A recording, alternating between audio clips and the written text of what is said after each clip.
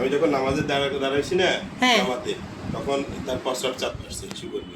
বাবা আমি ইস্যু করবো, আমি তো কথা বলি না, আমি সেরা দিচ্ছি সরে যাও।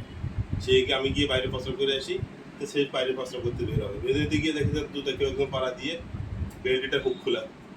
আইসা কি কান্না, আমার জুতা ছিঁড়ে গেছে বাবা, আমি প্রস্রাব করতে পারতেছি, আমার জুতা ভিড়ে ফেলছে, আমার জুতা ছিঁড়ে গেছে। আরে কি কান্না, আমি প্রস্রাব করতে পারতেছি না, আমি তো নামাজে দাঁড়ানো কিছু করতে পারতেছি না। নামাজ শেষে দেখি যে না হুক খুলে গেছে, বাবা হুক লাগিয়ে দিয়েছি, কান্না করার কিছু না, বাবা চলো আমরা প্রস্রাব করবো। হুক লাগিয়ে দিয়ে বের হয়েছে আসছি। তাই আজকে মায়ের প্রথম জুমার নামাজ পড়তে গেছে আপনাদের ছোট্ট মুসলিম। কান্না করছে, তবে তুমি কষ্ট পাইছো বাবা, তোমার মন খারাপ হয়েছে কেন? মাকে বলো, মামাকে বলো কি হয়েছে, মাকে বলো।